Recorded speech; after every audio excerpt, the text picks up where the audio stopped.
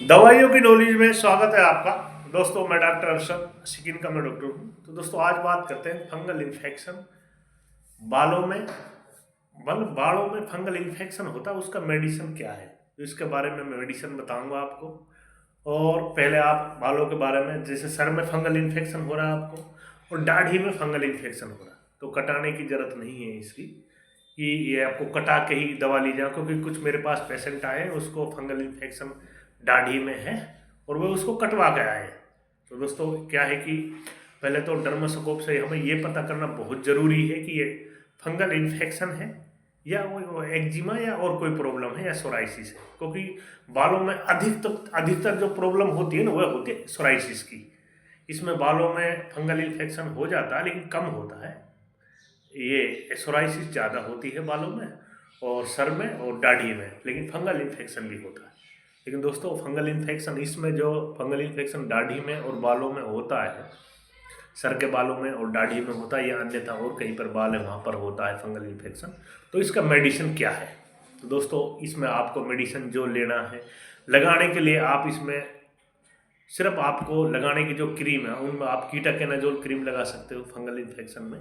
अगर आपको बालों में फंगल इन्फेक्शन है, चाहे दाढ़ी में चाहे सर में है, उसमें ले लगाने के लिए क्रीम आप एक क्रीम के रूप में कीटाकेनाजोल लोशन आता है, लोशन, ठीक है ना।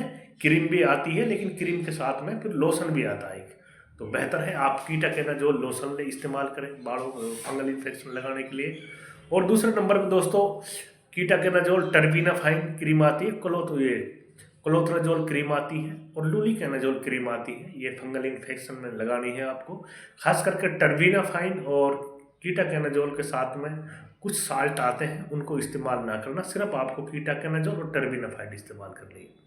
खाने में आपको जो टैबलेट है वह खाने की बहुत अच्छी टैबलेट लेनी, क्योंकि आपका फंगल इन्फेक्शन जो बालों में है, दाढ़ी में हो रहा है, सर में हो रहा है, वह लगाने की दवा है जो, वह तो आप क्योंकि लगा कम पाओगे। आप बालों में बहुत कम दवा अंदर से लगानी होती है, दाढ़ी काफ़ी बड़ी होती है, तो उसमें लगाने की दवा का खास काम नहीं है। लेकिन शुरुआत में आपको लगानी है, लेकिन बाद में आपको खाने का ही मेडिसिन खाना, जिससे आपको ये फंगल इन्फेक्शन दोबारा ना हो।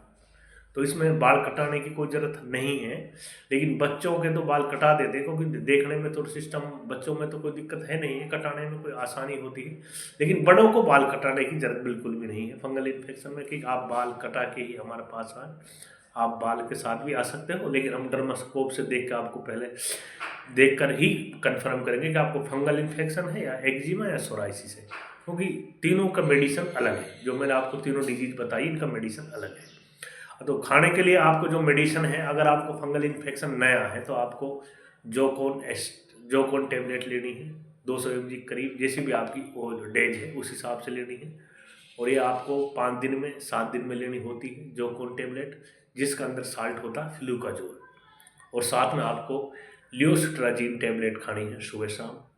अगर आपको हल्का फंगल इन्फेक्शन है तो आप इनको खाएं कुछ टाइम, तो आपकी प्रॉब्लम ठीक हो जाएगी। अगर इससे ज़्यादा आपका फंगल इन्फेक्शन ठीक नहीं हो रहा तो एक बार दिखाना ज़रूरी है, जिससे कन्फर्म हो जाए कि ये फंगल इन्फेक्शन है या और कोई प्रॉब्लम है। तो ये वीडियो इसी के बारे में थी। अगली वीडियो में किसी और चीज़ को बर्बाद करते हैं।